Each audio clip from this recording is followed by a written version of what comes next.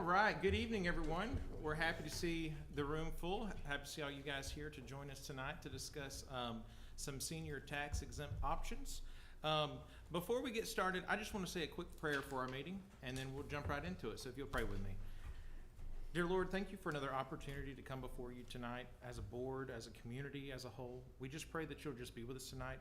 Any decisions that we make tonight or moving forward, that they'll be first and foremost your will for this county, but then also what is best for the students in our school system alongside our constituents.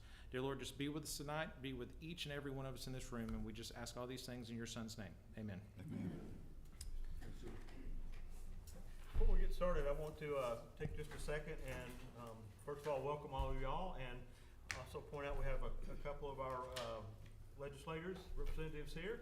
Chuck Efstra, I always get your name, Efstration is with us, and Holt Persinger also is here. So I want to thank you gentlemen for your time and for coming out, and we know this is a very important issue for everyone. All right, so yes, thank you for coming out. We're here to talk about increasing the senior tax exemption for property taxes. We wanted to invite the public so you could hear what the board is hearing. We wanted to be completely transparent in this process. I'm going to go over some information, and you're not going to like everything that I have to say. But at the end of the day, we are here for a solution, and we all want to give our seniors some relief, and I believe the board has every intention of doing that. We just need to see how far we can go financially with the school system. I was the one who recommended not to have any public comment here tonight. We heard you at the public hearings and at the board meetings, phone calls, the tax assessor, the tax commissioner have all heard you. This is the time for the school system to take some action and do something. So I wanted to devote all of this time to giving them the information to the board so they can start on a solution. You are more than welcome to come to speak at any board meeting in the future, but I would like to give the board this opportunity to fix the problem. I'm not an economist, and I have done my best I can with the information obtained from the tax assessor and tax commissioner and the study we did with Carl Vinson Institute and the history being here at the school system. So I'm going to do my best to give y'all the best information I can.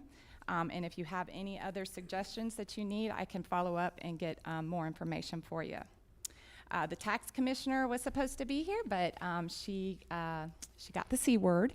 So she's at home watching, and we can follow up with her if we need any other information. And we also have our legal counsel here, I believe, which Dan Murphy, or he'll be here soon. He just called. He'll be here in just a few minutes. Okay. Dan Murphy is going to help us come up with the resolution that we're going to send off to our state legislators. And so I think that's everybody, so we're just going to join it. We're just going to go ahead and start this and try to get through it. All right, so what are our priorities? Coming up with a solution. We need to help our low-income, fixed-income seniors pay little to no school property taxes while sustaining school funding needs. And then we also, our second priority would be to help our all seniors pay a lower property tax. The decision that we need to come up with is about 8 steps. One is, what age are we going to have our exemption at? And is it going to be a staggered exemption? Are we going to start at 62? Are we going to start at 65? Is it going to go up to 75? We're also going to have to think about income limitations. And are we going to include Social Security and retirement income in those income limitations? And then how much is that exemption going to be? And how much land does the exemption cover? There's some places that only cover 1 acre, some places cover 10 acres in a home. So we're going to have to make those kind of decisions too. And do we want to freeze the value? So at some point, when a senior turns 62 or 65, do we want to freeze that value? And so that value never goes up in price again. And then there's some additional wording we'll look at too. So the first thing, as we go through this presentation, we have to remember that when you give up funds for an exemption, we would need to increase taxes on everyone else. So keep in mind that $1 million for 2023 equals about $4 million. And $1 million on a $300,000 home is about $120, and $1 million on a $400,000 home is $160. And our current millage rate is 15.298.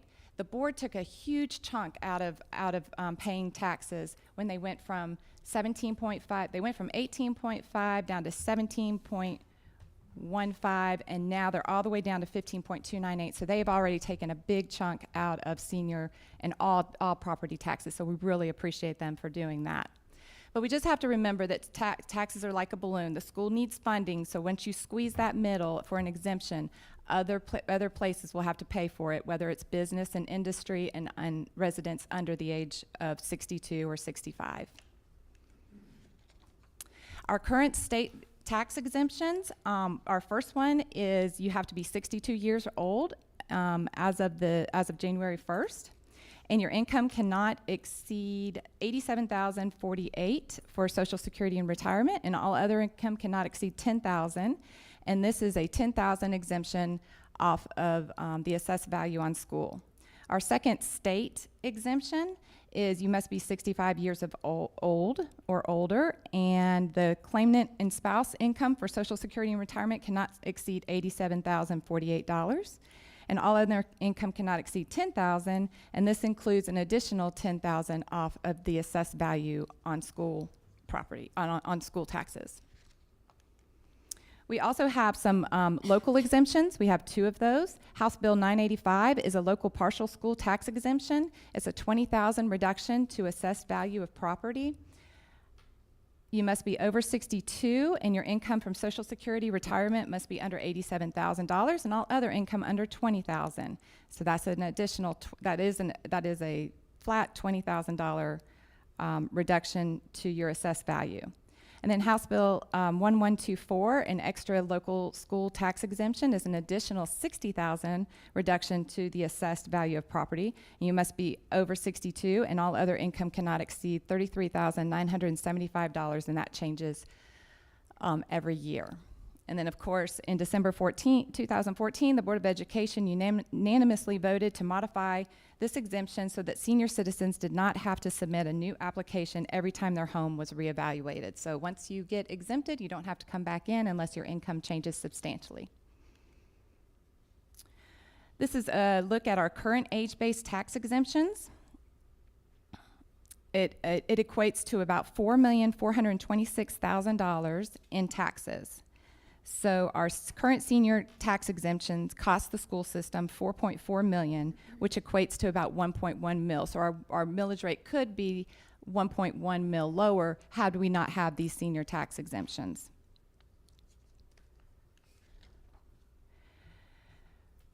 On our tax digest, currently we have 98,562 residential properties.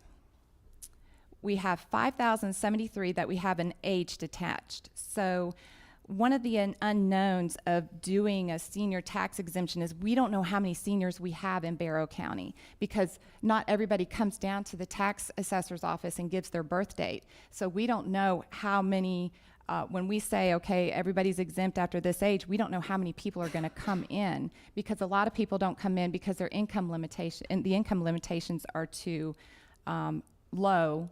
And so we don't know what their property is. So right now we have 5,073 properties that we have an age detached to them. So that's 5% of our tax digest. And we're pretty sure that there's more seniors out there than just 5% of our population.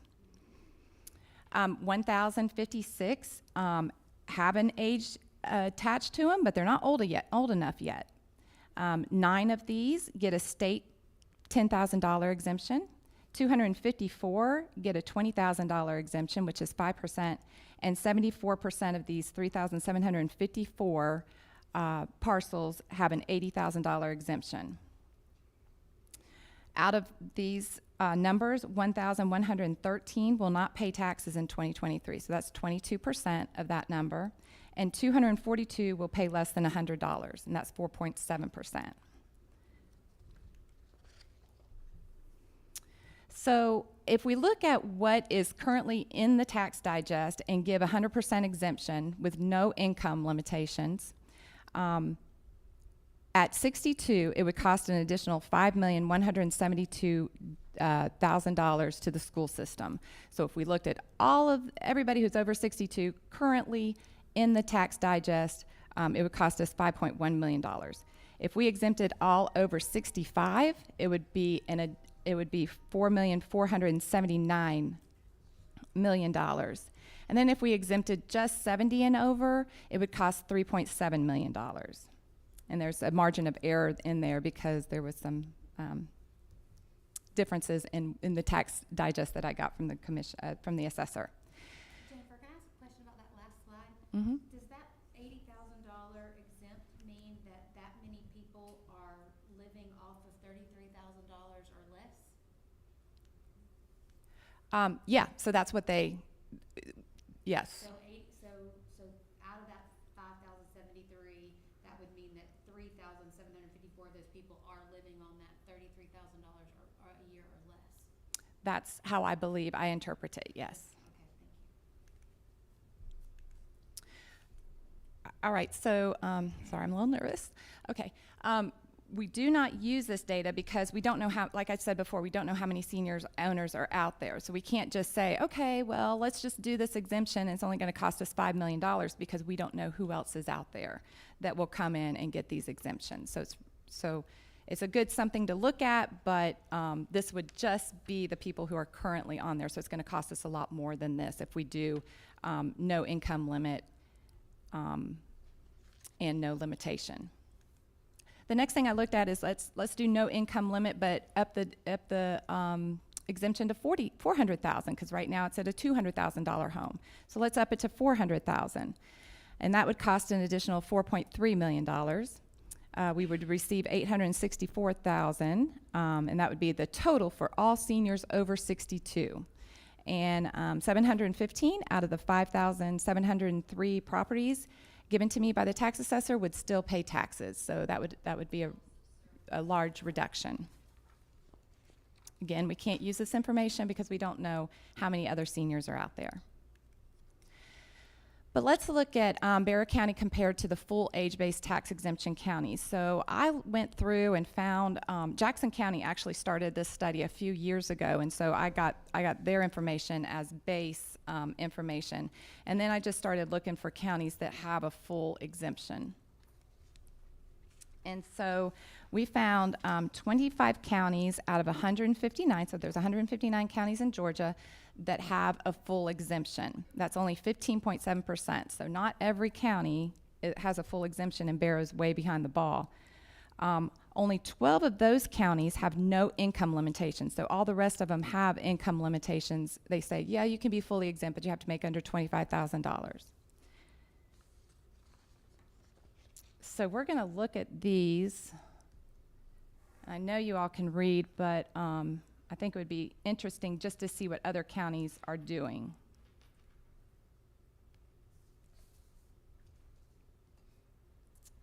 That's not the button I needed. All right, so, and I'll go through them pretty quick, but I want to go through all of them. Burke County, age 62, 100% exemption on school taxes. It only includes 1 acre with their house, but your net income has to be less than $10,000, excluding retirement income. Carroll County, age 65, 100% on school and ad valorem. Clay County, 62, 100% exemption on school, and that includes 5 acres and a house. Your net income has to be less than $10,000, excluding retirement income. Cobb County, age 62, total exemption on school and school bond. Columbia County, age 62, $40,000 on school, $40,000 on school bond. We don't have a school bond here in Barrow County yet. Net income less than $15,000, and at age 70, 100% on school and school bond up to 3 acres. Dade County, age 65, 100% exemption on school. Dawson County, age 62, 10,000 exemption if your income excludes Social Security and retirement income is less than $25,000. Age 65 is a $65,000 exemption if income is under $50,000, and that's excluding Social Security and retirement. Age 70, $120,000 exemption, and at age 75, you get 100% exemption as long as your net income is less than $25,000. DeKalb County, age 65, you get 100% of school as long as your earned income is less than $10,000. and that excludes your retirement, Social Security and retirement income. Age 65, you only get $16,500 on school. Your income has to be less than $15,000, and age 65, $22,500 on school if your earned income is less than $16,000. Douglas County, age 62, all school and school bond. Fayette County, 65, 50% on school as long as your income is greater than $15,000. And then at 65, if your income is less than $100,000. Okay, so if your income is less than $15,000, you're 100% off, and then if it's greater than $15,000, you only get 50% off your school taxes. Floyd County, age 62, income limitation of $25,000 from all sources. That's $10,000 excluding Social Security, and you get an exemption of $10,000 or half of your assessed value. Age 65, no income limitation, and you get an exemption of $40,000. So just when you turn 65, you get a $40,000 exemption. And then at 75, income cannot exceed $30,000 from all sources, and you get the full school exemption. I think you're kind of seeing here that there's some that are just full exemptions, and then some that are income-based. Forsyth County, age 62, $10,000 on school, $10,000 on school bond. Net income is less than $10,000. Age 62, $20,000 on school. Your gross income is less than $16,000. And at age 65, you get 100% exemption on school. Gilmer County, age 65, you get 100% exemption. Glenn County, age 65, 100% on school, as long as your net income is less than $40,000. Gwinnett County, age 65, all school and school bond, but your total income has to be less than $112,048, and that is including Social Security and retirement. So it's really they really have a $25,000 earned income limitation at Gwinnett County. Habersham County, 62, you get 100% of school. Your gross income is less than $12,000. And then at age 65, you'll get a $10,000 exemption, no income limitation. So if your income's over $12,000, you'll get $10,000 at age 65. Hall County, age 62, you get $30,000 exemption as long as your retirement income is under $80,280 and all other income is less than $25,000. Age 65, $32,000 exemption as long as your income is less than $10,000, and at age 70, there's 100% of school exemption, no income limitation. Henry County, age 62, you get a $20,000 on school. Then at 65, you get $80,000, and then at 68, you get $120,000. So there's no income on Henry County, and as your age goes up, the exemption gets larger. McIntosh County, I'm not really going to talk about this one because I don't think it's right, but it says 100% exemption, but I think it's just written wrong on their website, but I put it in there anyway just in case. Oconee County is very is something to look at. Each resident who is 65 years of age or over could be granted an exemption from all county and school ad valorem taxes on that person's primary residence, and not more than 5 acres of land immediately surrounding each resident if the person's gross household income does not exceed $57,349. If the income is over $57,349, you can freeze your value of your home and get the exemption equal to the difference in the base year value and the current year value. And we'll talk about freezing later too. Pickens County, 100% of school exemption at 62, as long as your gross income is less than $25,000. Randolph County, age 66, 100% of school exemption on home and up to 5 acres. Richmond County, age 62, $10,000 on school, but your net income has to be less than $10,000, and at age 65, full exemption, no income limit.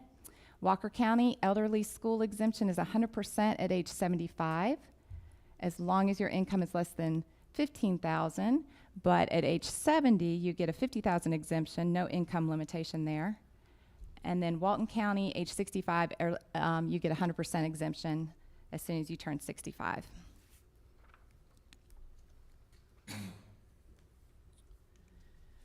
All right, so when we start comparing ourselves, we have to look at everything. So first of all, Barrow County is the 6th smallest county in Georgia in land mass.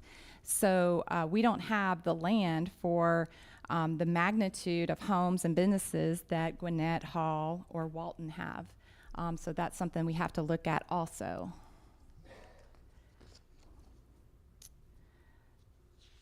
So I start looking at, we took the 25 counties and we compared the net digest after all exemptions with Barrow County. So the it's not in slideshow, sorry.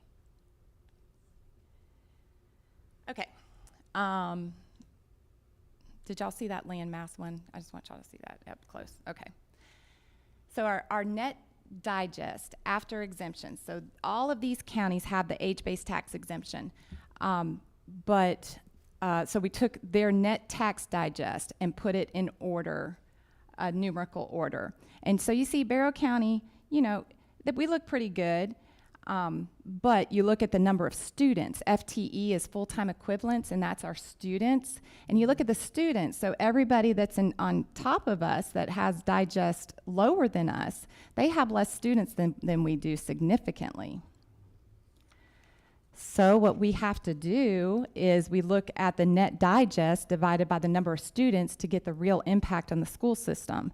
And so we move up quite a bit when you look at that. So we're getting $230,000, $368 in the digest, which equates to $3,369 per student to fund their education for that year. So I also looked at Carl Vinson's Institute, which we're going to look at that study here in a minute.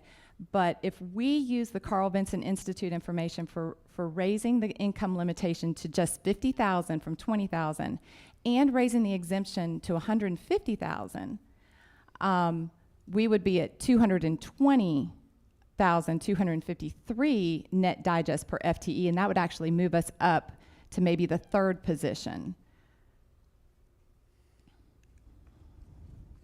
We also want to look at commercial and industrial because you know that's the burden that we would love to put this on. We would love to be able to squeeze the balloon and have our commercial and industrial cover the cost.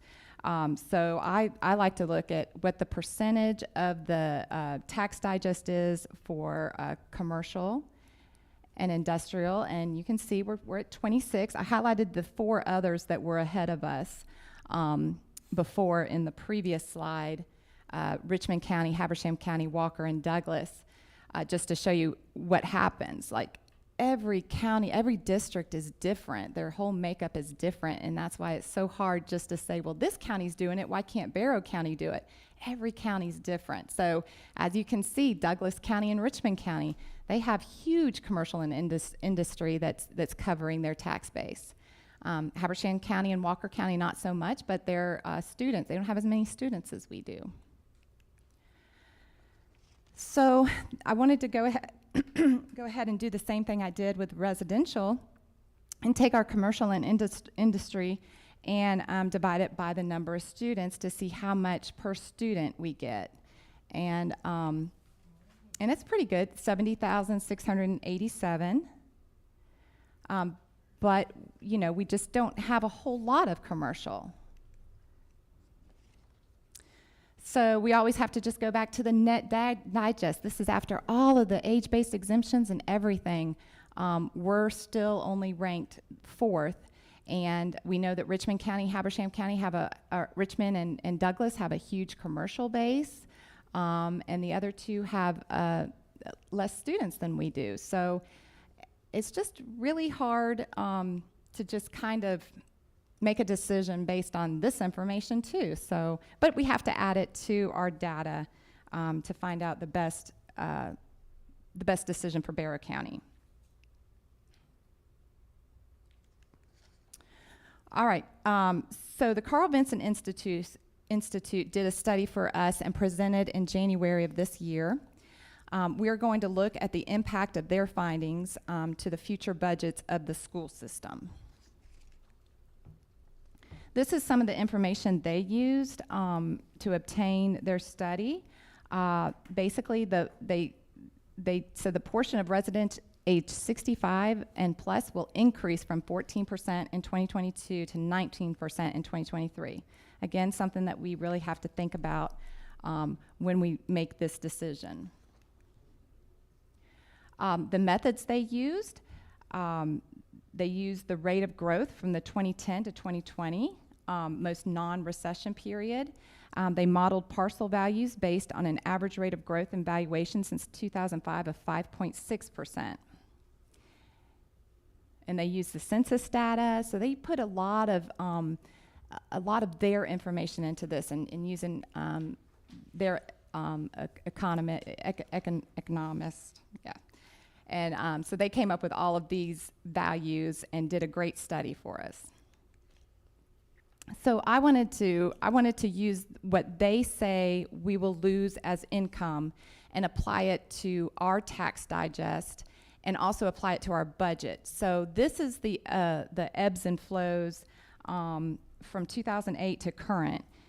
And as I said before, I'm not an economist, I'm not a gypsy, so I seek advice from the superintendent and the executive cabinet, and we kind of feel like a good percentage increase going forward in the tax digest that we could use would be a 10% increase. If you looked at the average of all of these years, it's a 6.3%, but we decided that we really feel like a 10% is a good percentage to use going forward. And then we looked at our budget, and this is our budget increases and decreases going back to 2011. And so we used an average of a 9% going forward for our budget. So 10% in the tax digest and 9% in budget increases going forward. And then I just wanted y'all to remember, this is a little cheat sheet for you as we move forward. An $80,000 exemption equals a $200,000 home. That's currently what we're using. A $100,000 exemption is a $250,000 home. A $150,000 exemption is a $375,000 home. $160,000 exemption is a $400,000 home. $180,000 exemption, $450,000, and a $200,000 exemption is a $500,000 home. So the first scenario Carl Vincent calculated was an increase the amount you could earn as earned income from $20,000 to $50,000. Then they looked at the effect of these projections if we increase the exemption to $100,000, which would cover a $250,000 home, and a $150,000 exemption, which would cover a $375,000 home, and then an unlimited exemption. We're not even going to look at the $80,000 exemption because that's what we currently have. So, and we know we want to raise that number, so we're just going to look at the impact of what Carl Vincent did here to what our budget will be moving forward. So the first one is the projection of a $100,000 exemption, and we raise the income to $50,000 income. And I'll go through this one for the first time, but I won't go through each one of them. So we took our tax digest and we added 10% every year to it. And we took our budget and we added 9% to it every year.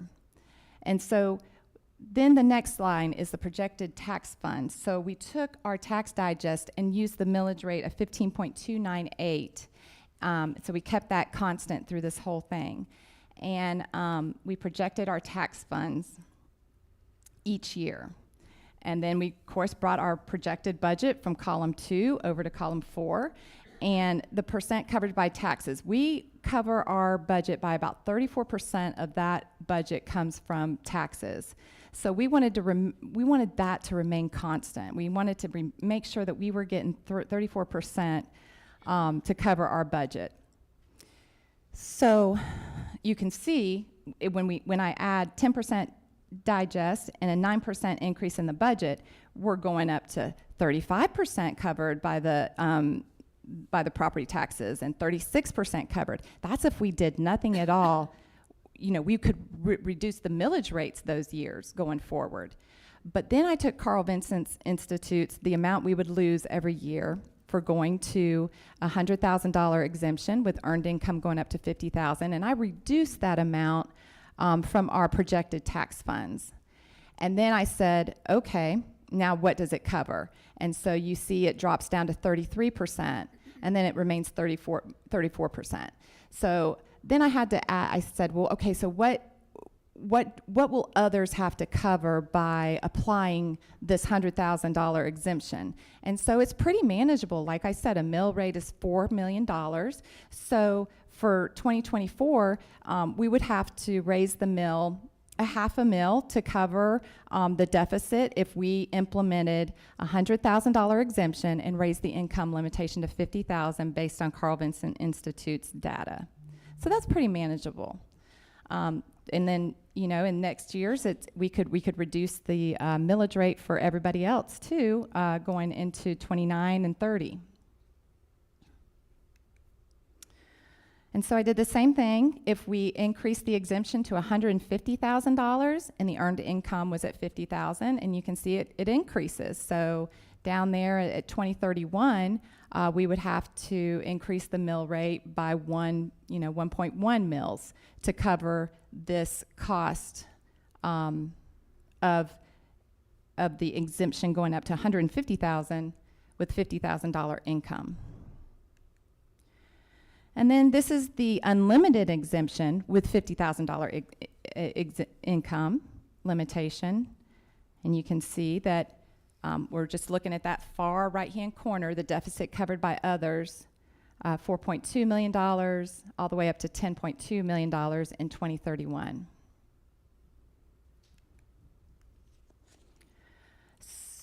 Then Carl Vinson did their second scenario, which was raise the income up to $100,000, from $20,000 to $100,000. So the last one was raising the income to $50,000. This one's raising the income limitation to $100,000. So on $100,000, if we raise the exemption to $100,000 and we raise the income to $100,000, that's pretty manageable too. A $2.6 million deficit, $2 million going forward, not too bad. Then this is on a $150,000 exemption, still a $100,000 income limitation. Goes up a little bit. And then this is an unlimited exemption with a $100,000 exemption. You can see it's 4.3 all the way up to $10.2 million. The third scenario that Carl Vinson did was they they increased the income that you could earn from $20,000 to no limit. And so what that did is, this is a $100,000 exemption with no limit on income.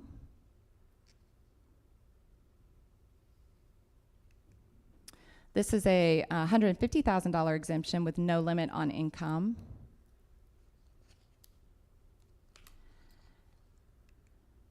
And this is what everyone in the room wants you to do. This is an unlimited exemption with unlimited income. And I'm going to pop your bubble and say I cannot recommend this.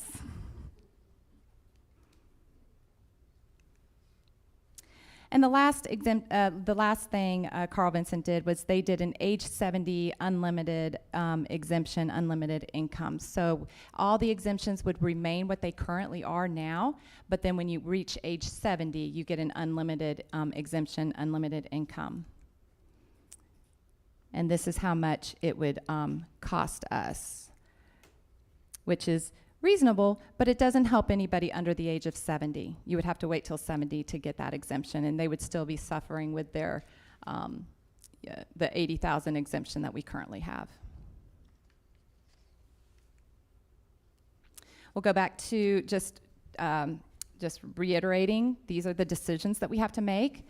After looking at all of those, we have to think of our age. Do we want to stagger the exemption, the income limitation? Do we want to include Social Security and retirement income in that income limitation or exclude it? What do we want the amount of exemption to be? How much land does that exemption cover? Do we want to freeze the value or cap it? And additional wording that we'll look at. So I wanted to go through the counties that surround us and what they currently have. Maybe give you some ideas. So Jackson County, age 62 or older, adjusted income less than $18,000, you get a $10,000 exemption. Age 65 or older, your adjusted income is less than $18,000, you get a $40,000 exemption. Athens-Clarke County is very complicated. At age 62, if your net income does not exceed $10,000 and your retirement income is excluded, you get a $10,000 exemption. That's the normal state exemption, so that's what we do too.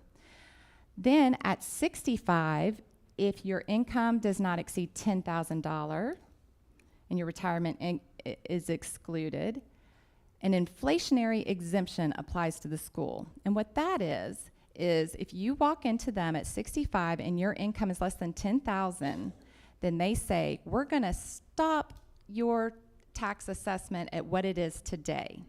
And we are not gonna reassess your value of the property. So you will forever just pay what taxes you have right now, and the only way that that's going to increase is if the school board increases the millage rate. If they decrease the millage rate, then your taxes will go down. And that local floating exemption just kind of talks about it even more. Walton County. Each county, well, I don't have to read all that. Senior citizens age 65 or older, your house and up to 1 acre are exempt from Walton County school taxes. Gwinnett County, and I know we went over these before, but I just want to make sure we're picturing everything around us. So we get 100% exemption if you're 65 years or older, and your Social Security plus $25,000 does not exceed $112,048 for this year. And then you get a partial exemption of $20,000 if you're 62 and your Georgia taxable income does not exceed $10,000. And then a $20,000 exemption if your Georgia taxable income does not exceed $10,000. So if your income's over that, you don't really get an exemption. Hall County, you must be 62 years before you get your first one, and again, it's the $25,000 limitation in income. And so it would be your standard and homestead of $30,000. So you get a $32,000 exemption if your income is under $25,000. Then at 65, if your income does not exceed $10,000, so they're expecting you not to work as much when you get to 65, then you'll get a $34,000 exemption because you'll get your homestead exemption of $2,000 plus an additional $2,000 plus the $30,000, so $34,000. But if not, you'll keep that $32,000 from when you turn 62. And then at age 70, no income qualifier, and you get a full exemption. Oconee County, 65 years, you get a $15,000 exemption. And as long as your income does not exceed $15,000. And then at 65, all of your school ad valorem taxes are, you don't have to pay taxes as long as your gross household income does not exceed $57,349. And then, so here's that base year again. So at 65, as long as if your gross household income exceeds $57,349, then you come in and you get that base year, and then they don't increase your value anymore. It just stays at that value. We're almost done. Okay, then I pulled up Cherokee County because this one was kind of interesting to me. At 62, there's no income limitation, and you get a $485,500 off of the fair market value, which is $194,200, and that's at 62. And then they also put, this is something I see often, is a disability exemption, and it might be something we want to explore. So if a homeowner is 100% disabled, then you too will get the $194,200 off of the assessed value. This was another one, just Morgan County, because it's kind of close to us. At 65, you get an amount, $10,000 off your assessed value, no income limitation. So 65, you just go in and you get $10,000. At 62, if your net income does not exceed $10,000, you'll get that $10,000 exemption. And then 65, net income of the applicant and spouse is less than 10, does not exceed 10,000, you get an additional 4,000. Banks County is just down the road. Homeowners at 65, no income limit, receive a $20,000 exemption. And then when at 62, your net income of 10,000 or less, you get a 20,000 on school. And a homeowner 65, net income of 10,000 or less, $20,000 on school. Dawson County, 65, $65,000 off the assessed value of property. At 70, $120,000 off the assessed value. There's no income limitation. And at 75, if your income is less than $25,000, taxes are excluded. Bartow County is pretty straightforward. We always get confused with them, so I might as well put them in there. 65 years old, an exemption of $60,000. Then you reach 75, you get an $80,000 exemption, and 80, $200,000 off the assessed value. All right, so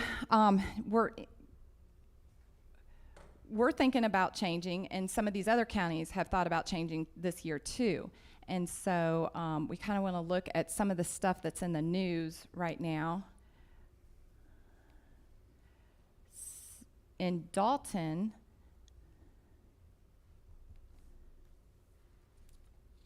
they're looking at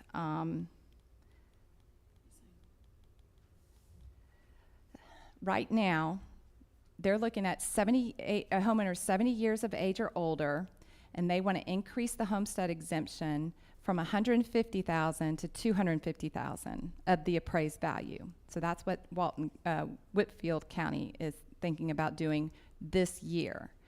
And then Whitfield County residents 65 age or older, whose total income does not exceed $40,000, may be granted an exemption on that person's homestead from all county school district ad valorem taxes in the amount of $150,000.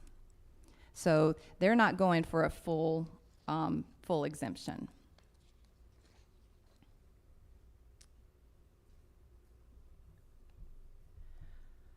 In Oconee County, this one is a little going to be surprising. So they want to freeze assessments rather than have 100% exemption as they have now. Everybody would be grandfathered in that currently has the 100% exemption, but they are wanting to just, for future homeowners that come into Oconee County, they just want to freeze the value of the assessment rather than giving them 100% exemption.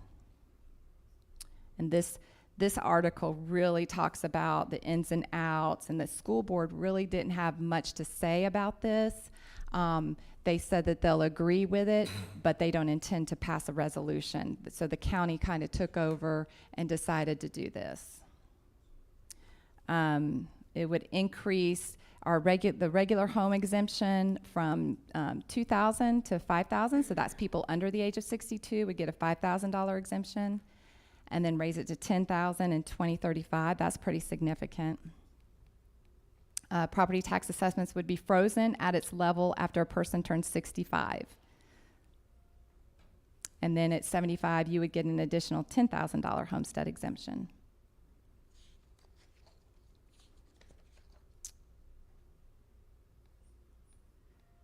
The two existing income-based exemptions would continue with the life of the recipient. Just like I said, they'll be grandfathered in.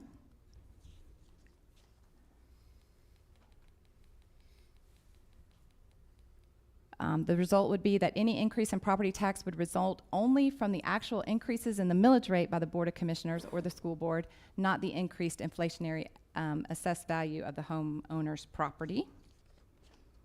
This was a really good article to read. There's lots of information here. And so, for example, there are some people out there that do not pay property taxes because their income is below a certain level. We're not taking that away from them. They'll retain that. It's just new people won't get that exemption. They'll get the new, I don't know why they said scheme there, but they did. I didn't.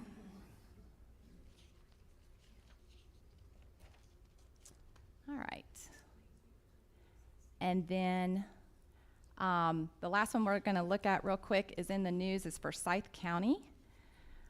From what I understand, they want to reassess property because that's what their job is. They have to reassess property, but then put a 5% cap on what taxpayers would be responsible for. So they would reassess your property. It comes in at 10%. Well, on your tax assessment, there'll be an exemption of the difference between the 5% and the 10%. And so you'll only pay on 5% of the new assessed value, and that would be every year going forward. The school system, I talked to Larry Hamill yesterday, and really what they would like is to see that cap would be fine as long as they adopt a new tax exemption. And so not because the way Forsyth works is at 65, you get 100% exemption. So they would want, they feel comfortable seeing that 5% cap introduced with a potential, an amendment to their tax exemption.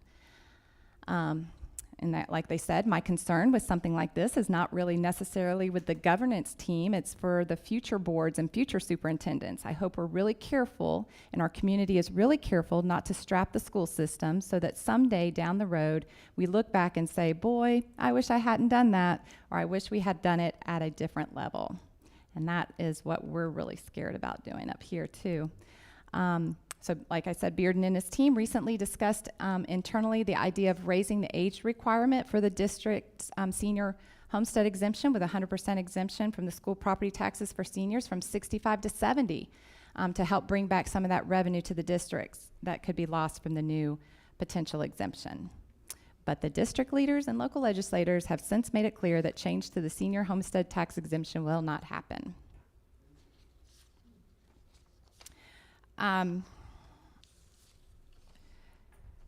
The last thing I'll say is that's kind of, in the news is Jeffrey Dorfman.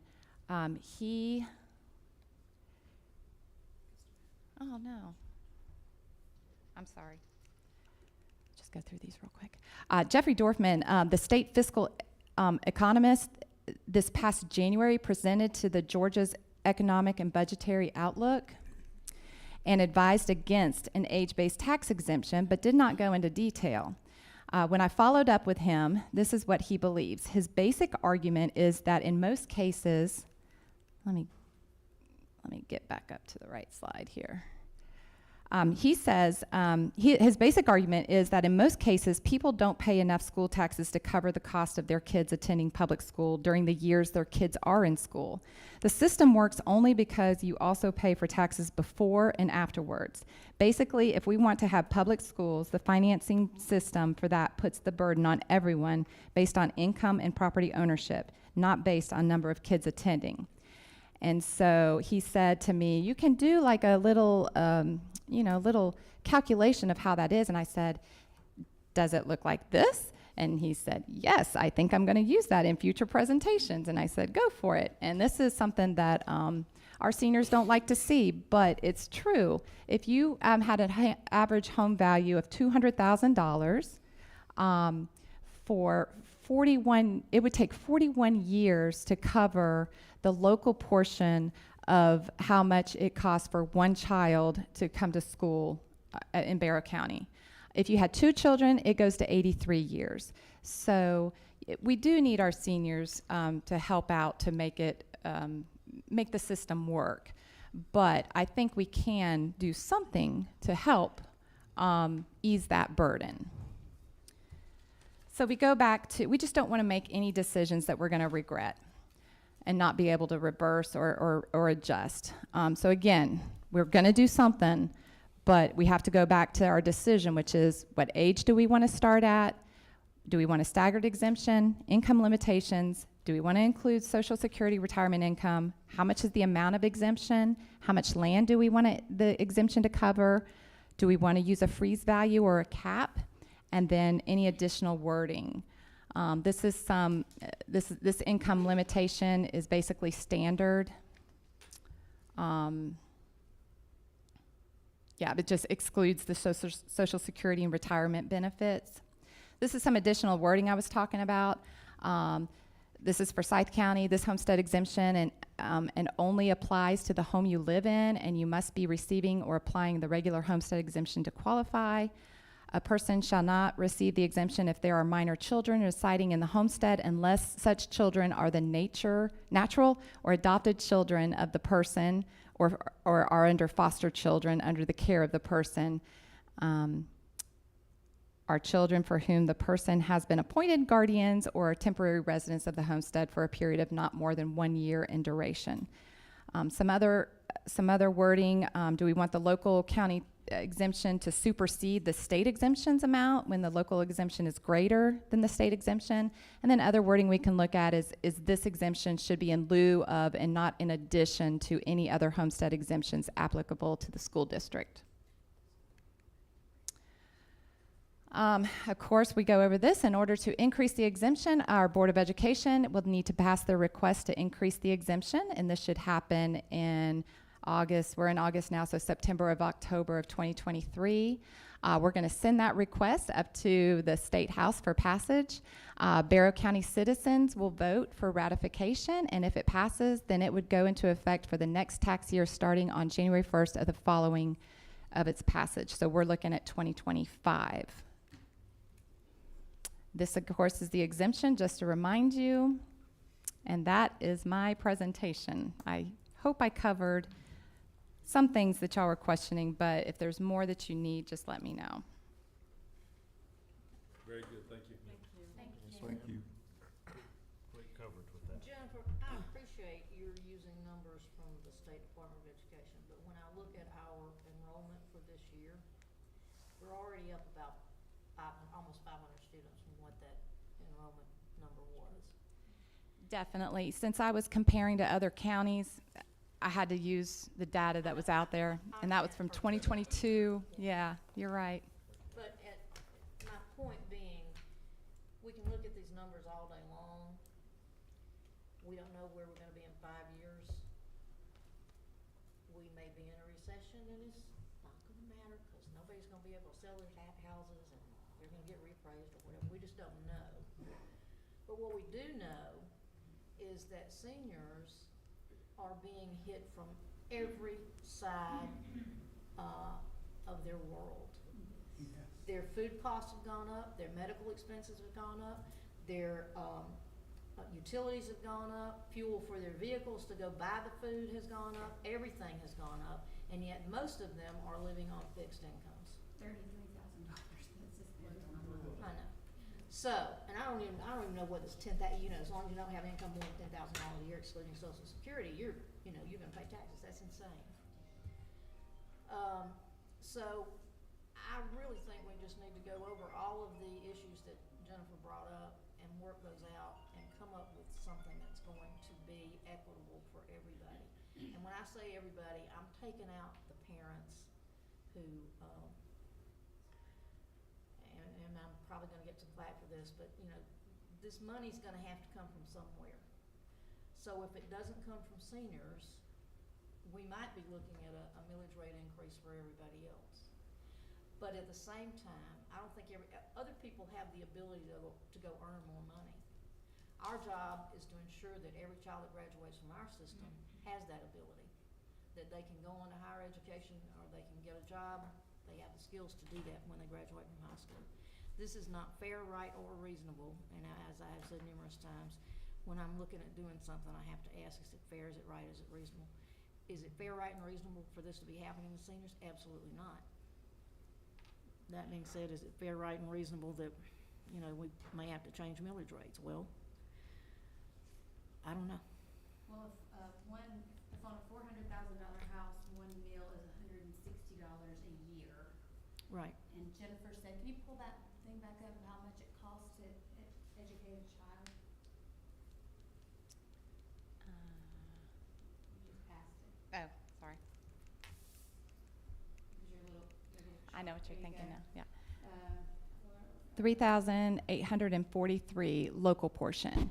So 11,302, but the state covers 60, Yeah. 60. Private school tuition runs about $13,000 a year. Mm-hmm. So, I mean, $160 a year. If you've got 2 kids, an extra $160 a year. I don't think that's too much of a burden to ask if we had to raise the mill rate a year to change, to help citizens, to help. the Well, seniors. that's what I'm saying. We just have to look at it and make that decision and be able to live with it. I can live with it. But we need to get on this. I know that our representatives who are here tonight have been chomping at the bit for us to get something to them, so we need to do that. Well, I was just kind of throwing around in my head, just to get the conversation started. I do think over 70 needs to have a full exemption. I do. I mean, maybe with an income limit of, something, $100,000 Can you go a back year to or that slide? something. Sorry? She's gonna bring up that slide. Yeah, 70 plus with a full exemption of $100,000 a year, something like that. But I do think, maybe starting from 62 to 69, this was just my thinking out loud. I love the idea of freezing their assessments. Yes. I think that's a great idea. Unless the values fall, if we did go into a recession, they could always ask that their house be reassessed if all of a sudden the bottom fell out and everybody's values dropped. And then maybe just from 62 to 69, give them 50% on their school taxes so that they're only paying half. But then at 70, give them full exemption unless they're making over $100,000 a year. I'm trying to figure out why we even think about the value of the property. I'm just talking about from 62 to 69, so that there's some assessment. If they're paying 50% school taxes, obviously there has to be some kind of assessment. But yeah, I mean, the value of the property is irrelevant, really, I guess. I mean, there has to be a minimum, obviously. If their property is worth under a certain amount, then they're always. But and to that point, if we say if your property assesses for more than what? Right now, we're saying 200,000. There's no property under. I know. There's very little for under 400,000 for a starter home, okay? Right. So if we look at that, then, we need to say, what's the amount for that? Is it Correct. 600,000, and is it indexed so that if those property values go up, then it's either frozen The or? average house right now in Barrow County, an average house is about $350,000. That's average. Right. Okay, so if we were gonna say from 62 to 69, if you were gonna say if you're low income, right? If you're low income and you're not gonna pay taxes, I would say if your house is valued at probably $250,000 or less, right? Then you're gonna be considered low income. Now, there are still houses in Barrow County that are gonna be valued at $250,000 or less. They're not gonna be very good houses, right? They're gonna be not good. They're gonna be in bad shape. So if you're living in a house that's assessed at $250,000 or less, it's not that you're gonna probably be a very low income person. Well, the problem with that is that the assessments are determined by the sale of property around some of those houses, Correct. okay? Right. And therein lies the problem, because Right. if a developer comes in and says, I'm just buying up all this stuff because I'm gonna turn it into rental property, Bingo. and they're willing to pay whatever because they're gonna get $2,500 a month for rent, okay?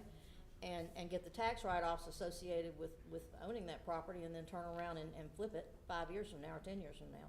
Right. I mean, there's a whole lot of stuff going on here that doesn't need to be Very, going very on. right. So I wanna make sure that, I don't think 250 is enough, I don't think 500 is enough. I think if we say 750 or below, or maybe 800,000 or below, can be exempt as far as the property, or do we even need to have a property amount on there?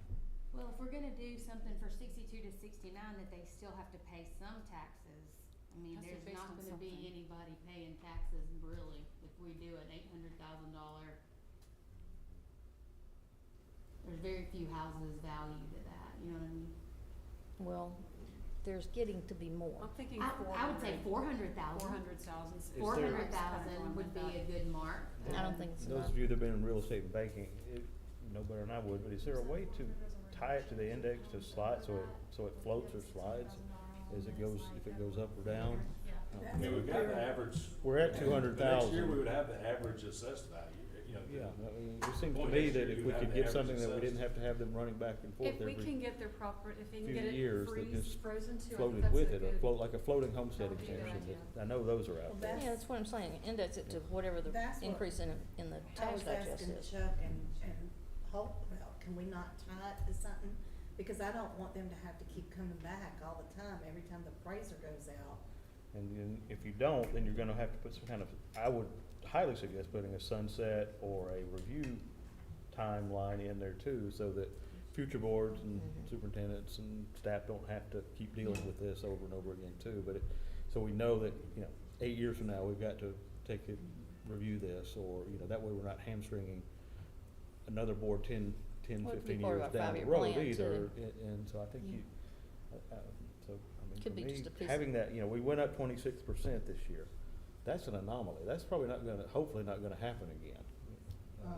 If it does, we're in a lot of trouble. It may go, it may go down too. So I think if we could figure out if there's a way to do it, and somebody is better with economics than I am, but how to tie that to the way it moves up and down, to me, my simple brain makes more sense than anything. That way, the folks that had the exemptions would keep them, and whether it goes up, whether it goes down, they're safe, they're in a safe haven.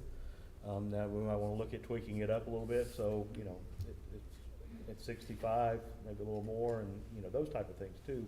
That could be separate from this, but the big issue I think everybody out here had was, we're not paying school taxes, and all of a sudden we're paying school taxes.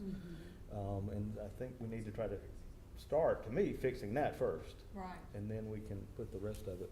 Well, we're doing, that's what I'm saying, we've got to, But if we set it at, say, if we just pick a number, say 400 or 800 or whatever, 10 years from now, That's the not the gonna median might be an $800,000 house. We don't know, well then, or it put a could be sunset on back it down for to 5 years. 100, too. So I think if you could just tie it to that, pass the legislation that does that, then we don't have to keep doing this.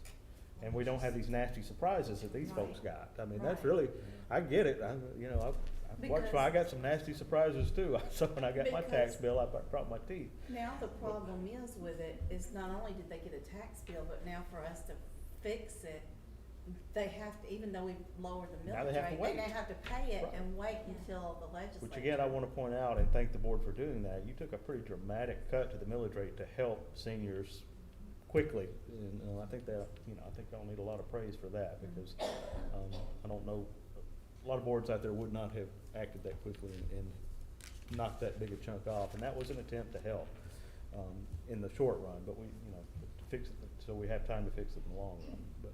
So at the end of the day, we've just gotta, the numbers are what matters. We can only do what makes sense for us to be able to give the seniors a break and keep the school system moving forward. Yes.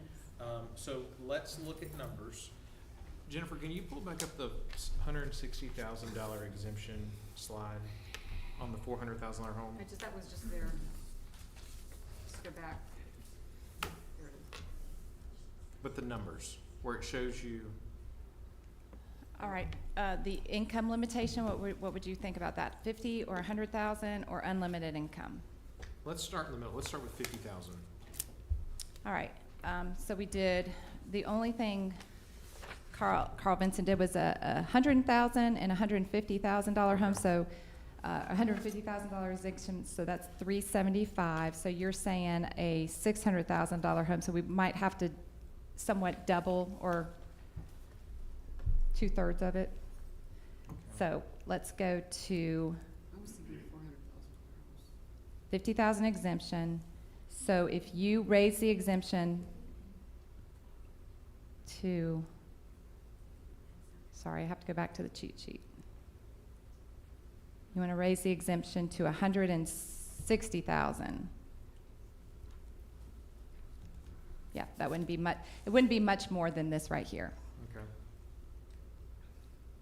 And part of these numbers include those 70 and older.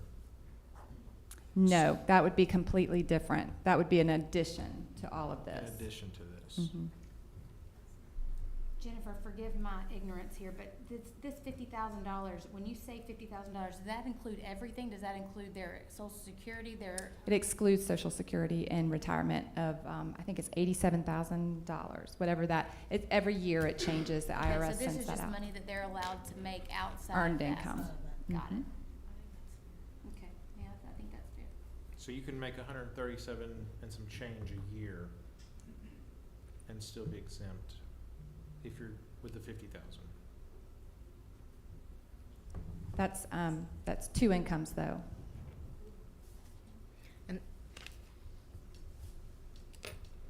That's joint. So Or the 8748 income. is actually combined household income for retirement and social security. 87,000. Right. Mhm. So if it was just a single person, you could only make 40, maybe 45,000. I'd have to talk to the tax assessor about that. I think the income would still stay at 50,000, but maybe the Social Security would cut in half to 47,000. Right. Does that make sense?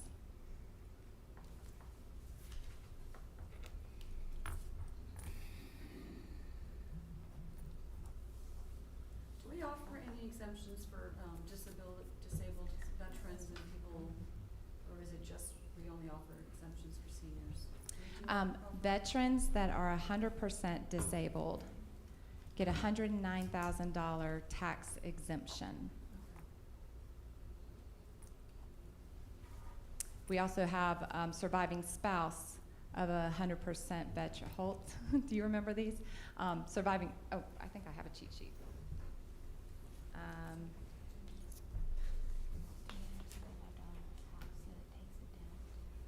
Disabled veteran exemption reduces the value by 109,000.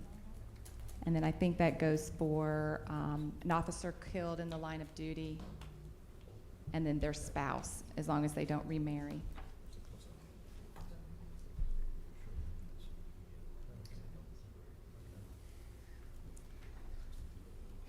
Can we go back to the list of things we need to consider and just go through those one at a time and discuss those?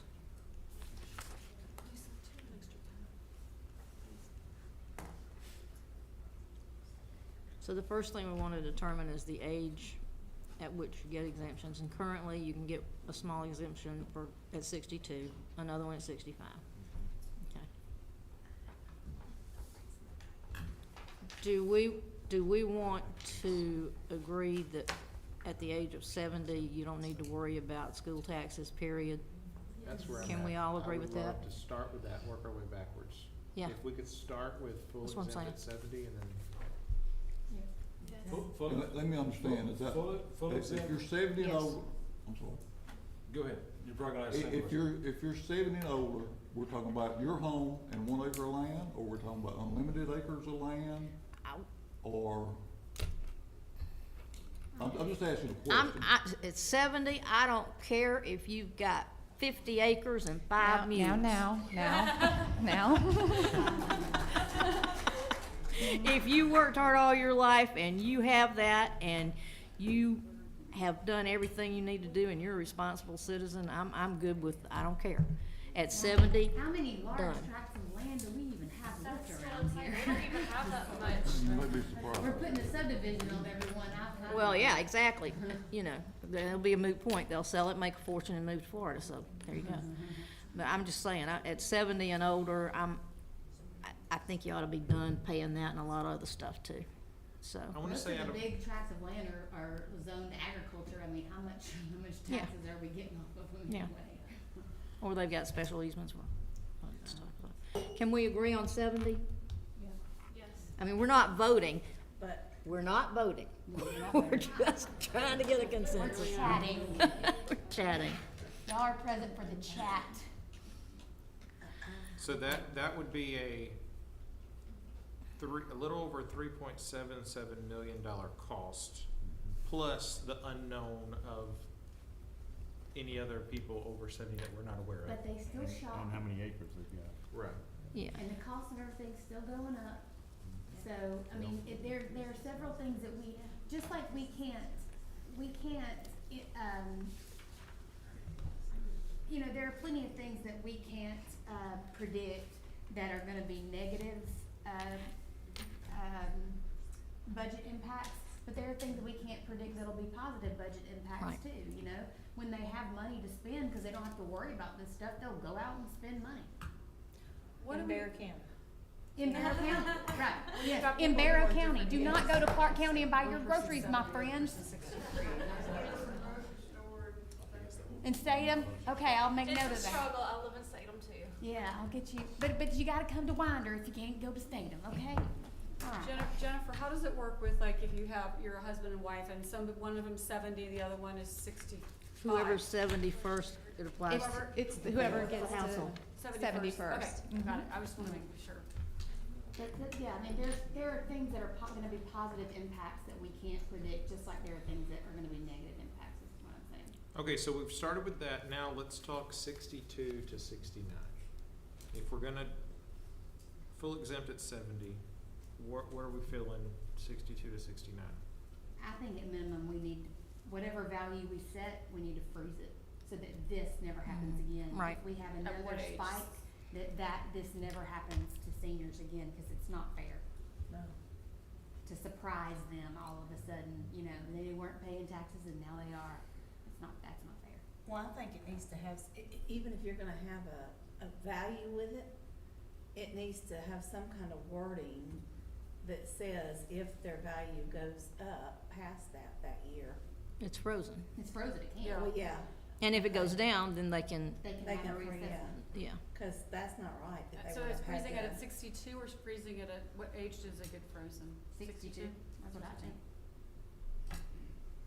And if it's possible, just let them pay 50% of their school taxes from 62 to 69.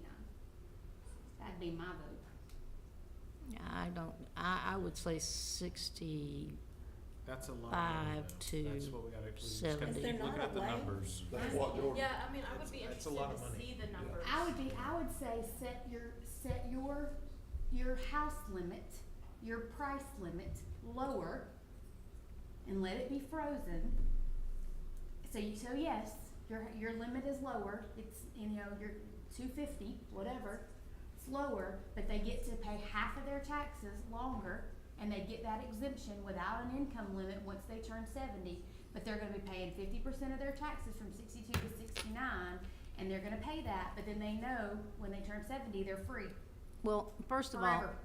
I have two problems with that. One, a lot of people have retired at 65 because their companies have either forced them out Sure. or have a policy about can't work past 65, or they have worked hard all their lives and they're worn out, okay? I know a lot of folks like that too. And I think at 65, if we raise the price of the house high enough, a lot of folks will not be, will not have to pay taxes, okay? Just that they Right. haven't been paying them now. Right. I don't think it's fair if they haven't been paying taxes because of that 200,000 that we should penalize them and say, well, now you just get to pay 50% of the $4,000 we're gonna charge you, That's true. okay? Yeah, I have a problem with that. I just have a problem with that. So unless there's some way to grandfather everybody in this county who has been exempt from paying school taxes in past years, and then we work for something going forward with folks who move here. But Okay. we've never been a senior exempt county, right? It's just been that their houses have been under that value, so they just, everybody's just kind of been lucky, right? We haven't been a senior exempt county, so if they sell their houses today, they're gonna get that value out of them. So, I mean, there is that piece there, you know, that their real estate is valuable now, which is lovely, wonderful, you know? So there is that. We haven't been an exempt county, but we are now. We're going to make them an exempt county now. So so now it's a win-win, because your property is very, very valuable, and you're gonna be an exempt senior at 70. So you could sell your property for a lot of money, and you could still be And then you valuable. have to put that money, you gotta live somewhere. No, I agree, I'm So- just making a point, that we I know, I haven't know. been an exempt county, you know, we were just lucky. But somebody's not gonna be happy with that, especially if they're 62, 67. One that lives in my subdivision, actually 67 years old, and is disabled too, and they were under that 200,000. Now they can't go out and get another job, Yeah. and you're telling them they're gonna be lucky? I can tell you right now, he's gonna tell you Well, something not disabled so people, nice. isn't there a rule He for that? really told me a lot of not so nice things on the phone the other day. But he would tell you some things that and he's watching live right now, but he would tell you some not so nice things, cause he wants to die in the house he was in. He doesn't wanna lose his house, and he needs that exemption. Yeah, aren't there, but he may aren't not there make it to the exemptions for 70. people, I mean, aren't there special exemptions for like disabled people and And other? if he's not a veteran, there's not. Gosh, okay. So, I'm just thinking there out are loud. people out there like that. And that's one thing we need to keep in mind too. There are other type of exemptions other than senior exemptions that we can offer in Barrow County that we currently don't offer. Yeah. And knowing that, we don't wanna tie our hands by throwing all our cards on the table and Right. going really big with the senior exemptions, and then in the future not be able to offer any kind of 100% disabled exemption or other types of exemptions that Right. might come up. Yeah. If we look at, so tying it back into, we talked about if we start with a full exemption at 70, Mhm. let's look at what we currently are offering 62 and 65-year-olds and see, is there anything we can edit to that No, we're with not. that full 70 exemption, full exemption at 70? So currently, it looks like at 62,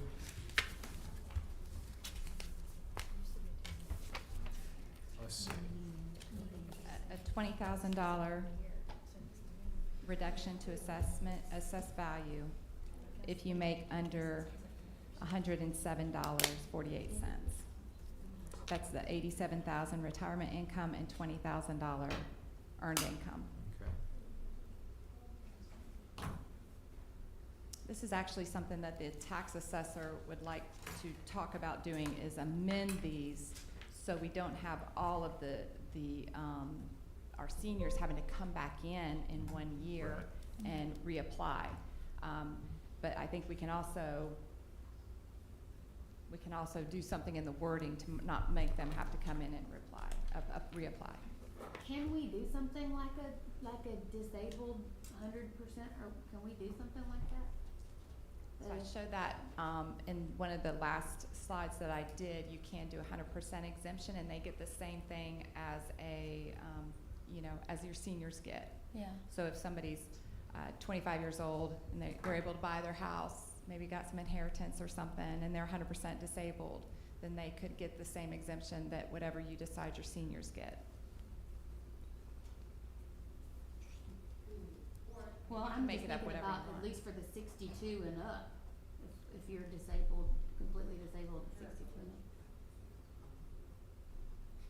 I mean, disabled should be disabled. I don't think it should be age required. I agree with that. I think all of them say you just have to get a doctor's note saying that you're 100% disabled, and you bring that to the tax assessor's office. Well, yeah, and it shouldn't just be necessarily disabled veterans, though I'm all for that. I'm just saying anybody who's 100% disabled and can't work, Yeah, Yeah. I agree. yeah. So we'll just throw that in there too. What do you guys think about looking at amending those two House bills regarding the starting at age 62 with higher numbers, and then tying that in with a freeze through 70 once they'll become full exempt? I like the idea of freeze. I like freeze. having it. Yeah, I like Well, you're still gonna have to raise the price of the property though. Right. Yeah. And Right, it freeze needs to it. be more than 400 because I don't wanna have to go through this in 2 years again. No, but you want if you freeze it. Well, if you're doing 85.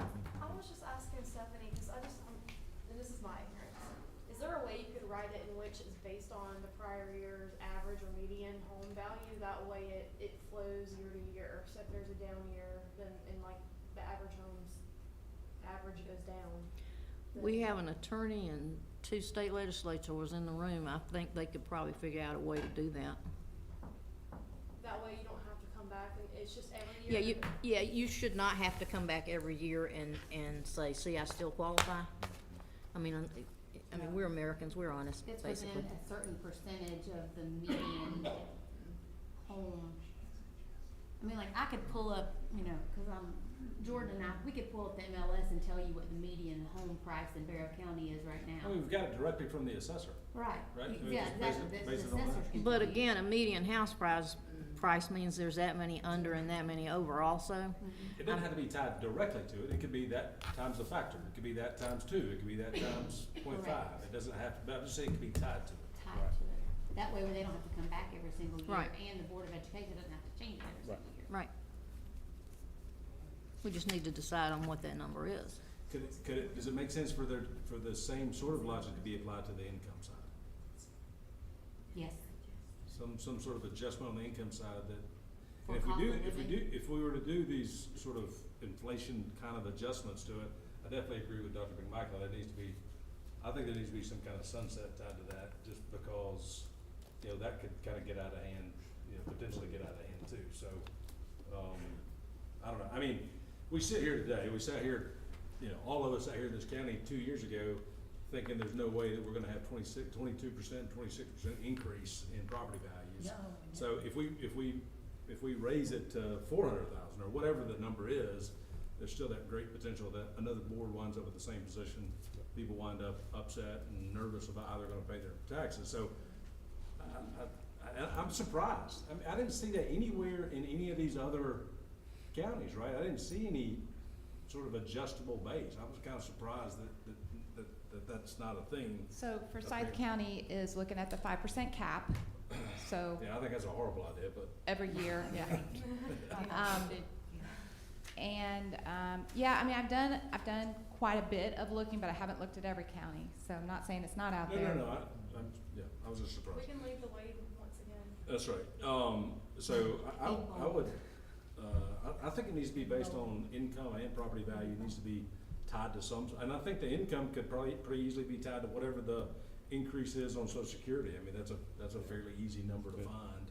So whatever it is, right, we do $100,000. I think that $100,000 needs to be tied to something that can grow.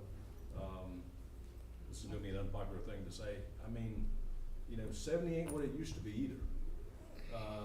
You know, 62 is not either. I mean, we could also wind up with a position, of course, I guess they could just come back and take a look at it where, you know, you've got, you know, I'm not saying that I don't know how you would factor in an age increase, but, I mean, that's another factor. I mean, you could wind up with a large percentage of the population in that area because we're all, you know, living a little cleaner and a little healthier and Longer lives. better medicine and all that kind of stuff, so that's a hard one to do. The age is hard. I feel like the property values and the income should be pretty easy to tie some sort of inflation metric to. Agreed. Well said, Vince. So let's talk about home values here for a second. If the median is, did you say 350? About Okay. So there are houses under that and there are houses that have been appraised over that. I've had phone calls from folks who said their taxes went up 48%, okay? Or 28%. I think it's not like it's a 1% increase. It's like huge, okay? So can we get to a figure for the property value that we can then index or do whatever we need to do? So we don't have to come back and do this, but I don't want it to be, because I don't know what's happening in the next year with all the growth and all the building that's being done around here. I don't know what houses are gonna go for, and I certainly don't know, how much inflation is going to increase. So I don't think 400,000 is enough for the value to be exempt. But again, if it was based on like a prior year or whatever the tax assessor says, like if they say like this coming year or whatever's 350 or 375, then that would be the standard for that year. And then the next year, if it was $500,000 because there was a lot of growth, then that would be the standard. Okay, the devil's in the details. I don't know how we're gonna work this out, but.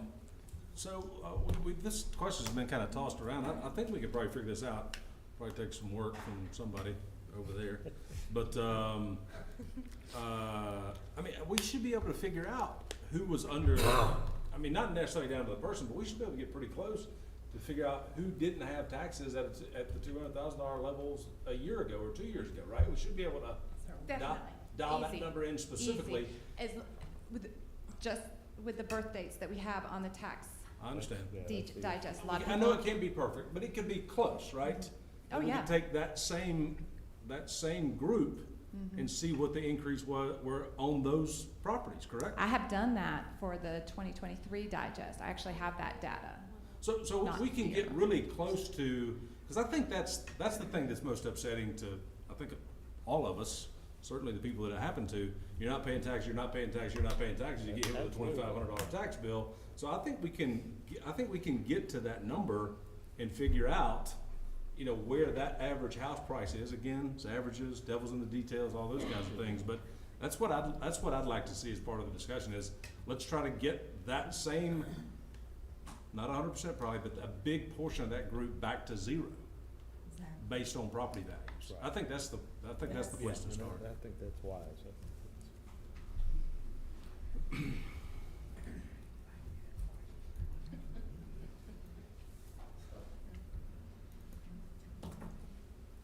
And again, anything we do needs to be tied probably to our strategic plan so that we sunset this in 5 years or review it in 5 years or whatever.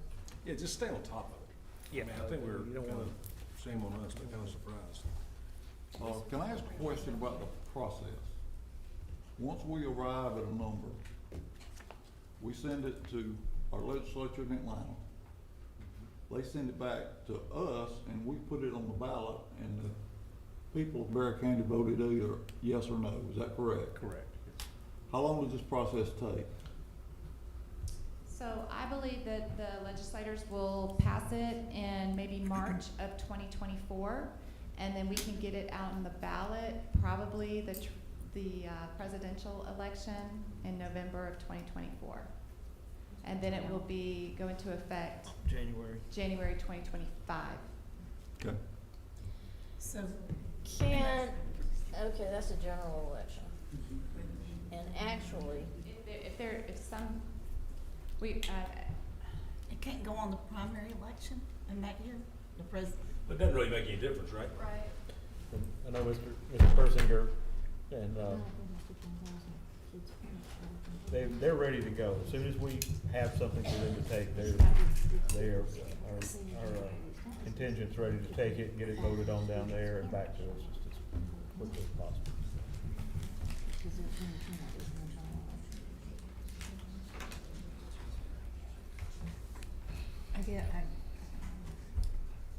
Is there nothing that we can do to help, those people that were not paying taxes, I know they're now having to do it, we rolled the millage rate back.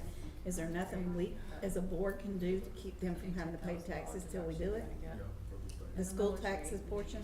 No, there's nothing. Nothing But like we would- remember, your assessment isn't what you're gonna pay because the board voted the millage rate down from 17.5 to 15.289. So make sure y'all know that that's not what you're gonna pay.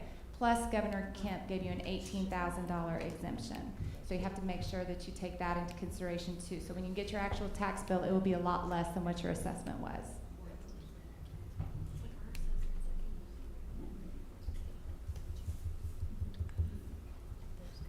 When do we need to have an answer? I would Last say, really, we probably have until December because the state legislator doesn't come back in until January. But that would be, Dan's gonna help come up with the resolution, and then if there's any back and forth with the wording, I think Holt wants it pretty quickly so he can get it to his lawyers, so they can get the wording more accurate. Dan, do you wanna talk? Yeah, I'd rather not. I don't think any of us wanna wait. We're not gonna wait till the spring. So ideally September, if we can. October, September, I would October. suggest, do y'all wanna think about, because it does get unwieldy in this type of a thing. We've got the information to you, we know where we wanna go, we've kinda got an outline. You wanna put a committee together of the board and then a couple of staff members to hammer out the rest of it and then bring it back to the full board at some point, in the next, as quickly as we can. Might be the best way to get that done I'll be happy to without serve being in on that meetings until committee. 3 o'clock, in the morning. I'll be happy to serve on that committee. Okay. Sounds As good. chair, you can select who you want on that. And then, I would suggest myself, Jennifer, maybe Dr. Thompson, sitting in on those two. Sounds good to me. Okay. So, Mr. Persinger said he would like to have it, September, October I'd at the latest. like to see us get it done, because we've got other things to Right, get yeah. done too, by the end of September at the latest. So that would be a couple, maybe schedule 2 committee meetings, and then a bring back at the end of September to the full board. We've done the public, I mean, there's nothing here that would trigger another public hearing, right? No, We've had not at all all. the public hearings. But at the work sessions and board meetings, we'll, of course, public, will get all the information from the committee. So I say let's do that. Let's create a committee regarding senior tax exemptions.